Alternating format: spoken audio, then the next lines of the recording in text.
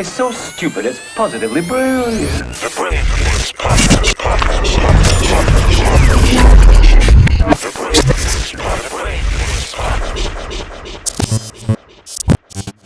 I think it takes a level of genius to be your president, bro. Yeah. Just a little bit.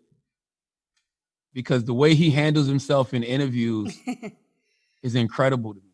Yeah. if it wasn't the fate of America at hand, it would be the most interesting, entertaining thing to watch.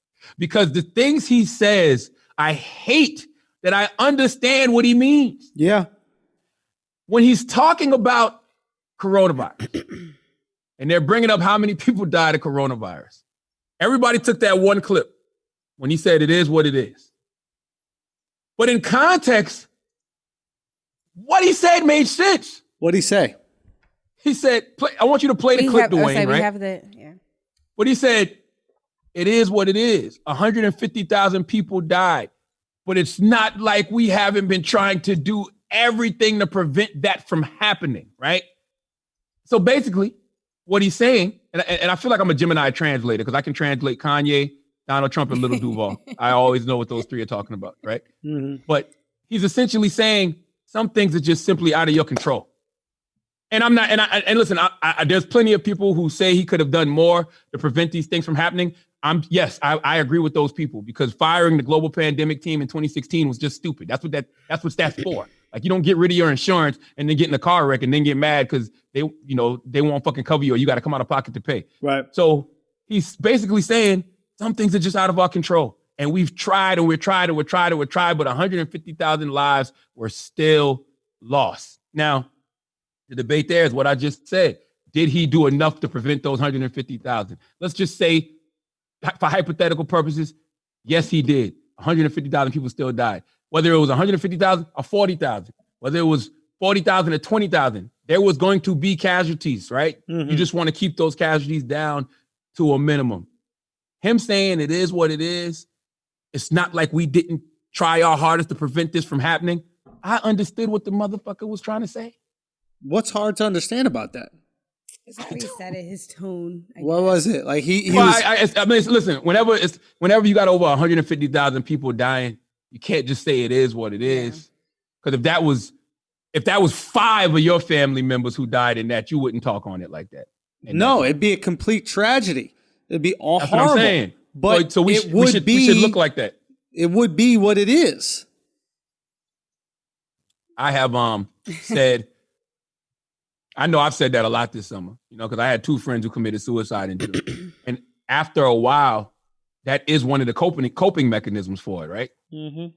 You just got to accept it for what it is. Life is fucked up, man. Life is not fair. Yeah. Like, life is not going to go your way all the time. That's why I always say I don't believe in good or bad. I just believe in life being one long process. And it's just a series of experiences. Some of those experiences are going to hurt. Some of those experiences are going to help. I think all those experiences, help you become who you ultimately are going to be, though. Yes. Now, in the case of America, is there something to learn from this situation? Of course it will be. Do we see the lesson now? Maybe not. Maybe some of us do. Maybe some of us don't. Maybe we won't realize it till 2-3 years down the line. Maybe it's just a major fuck up. And guess what? When major fuck ups happen, things like this happen. People die. People get sick. Sadly, that's just, so I'm about to say that's just the way that it is. So whether you're saying it is what it is, that's the way it is. But I understand when people are sensitive and they've had something horrible happen to them, they want empathy, they want concern, and maybe that's the role of a president. Maybe that's one of the things Obama was so great at, or Clinton was so great at, is that he could talk to the moment in a way that would kind of console people and make people feel more comfortable. And that's why I put him in the what a fucking idiot category. Right. Because all you got to do is show some empathy. He has no empathy. Trump doesn't have that gear. He's not. He's kind of like Kanye in the way he communicates. Kind of. Yeah, like in a kind of. Okay, very similar. And yes. I mean that in terms of a compliment and a diss, because if it's something that resonates with people that Kanye says, right? It's exalted. People love it. George Bush don't care about black people. People talk about that to this day. He just spoke to the feelings, and I'm sure Trump has a million lines that are similar to that, right? Which people are like, yeah, fake news, yeah, crooked Hillary, yeah. He knows how to like market ideas. But if you're going to him and you're like, he's not the guy that you go to and be like, I'm feeling sad today. He's gonna be like, It is what it is, bro. He's an old school father. It is what the fuck it is. Man the fuck up. Man up. What you mean you feel sad? What's sad? What you mean you feel sad? Put some makeup So on. you guys don't think he has a responsibility as the person effectively in charge of the federal government for coordinating this country's response to that? You guys are just going to let him off the hook for that, and it is what it is. Chris, you're not listening. Chris, I'm hearing everything you're saying. And by the way, you ended it with just like how Trump ended it. You said it is what it is. yeah, Chris. Okay. Yeah, That's Chris. exactly That's not what I'm saying. Time out. What we're saying is exactly what you're saying, Chris. Yes, as president, he should have empathy. He Chris has a wants responsibility. He has a responsibility to keep the temperature of the country down, but he's not capable of doing that. Listen, Chris just wants division in this country, bro. We all know what side Chris is on. Chris is working for the Chinese. I'm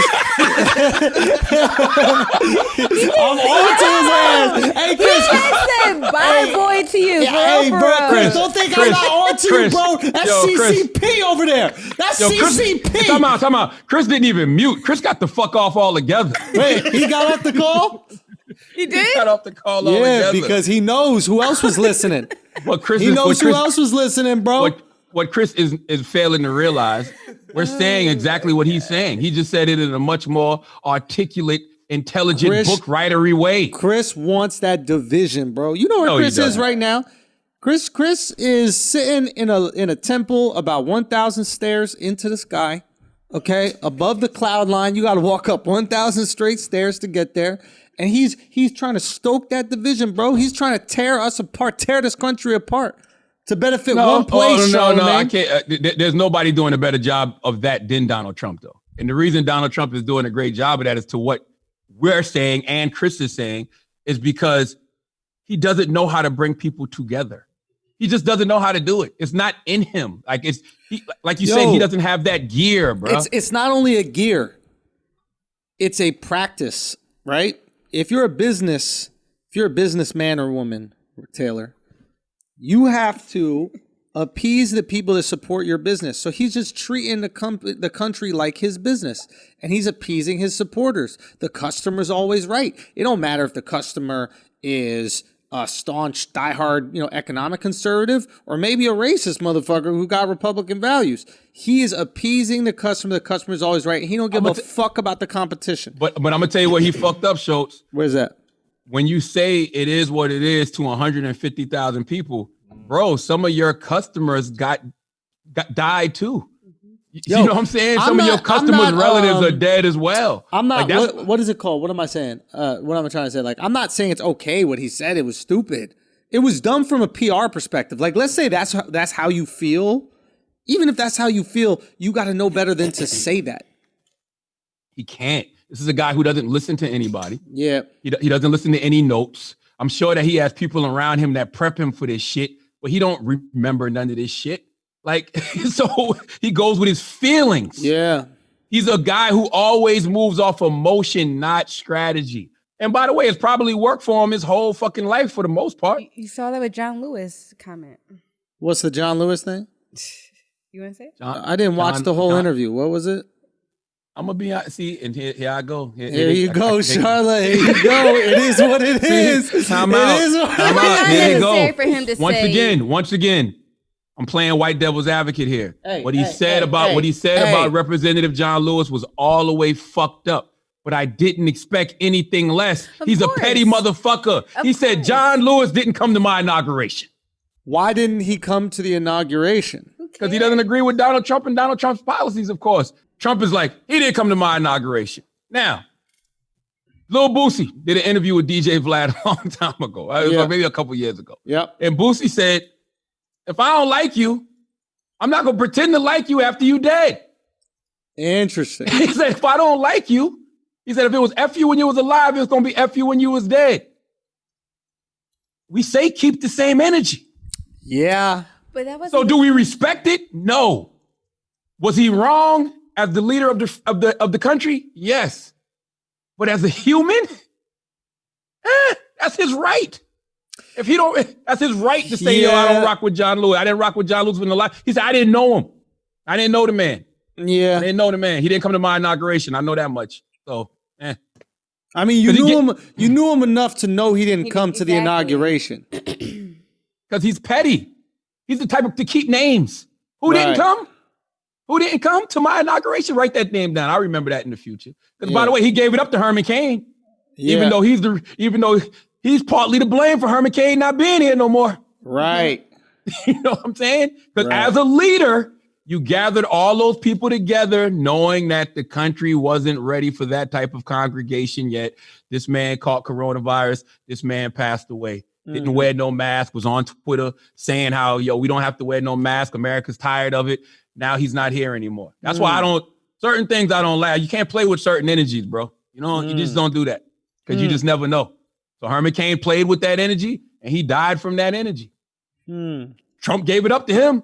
Trump gave him a nice long Twitter rant or a nice long Instagram caption, whatever it was. Said he was a great man in all of this because he knew him and because Herman Cain supported him. So Trump is really a guy that's like, yo, if you ride with me, I ride with you. If it's F me, it's F you for life and in death.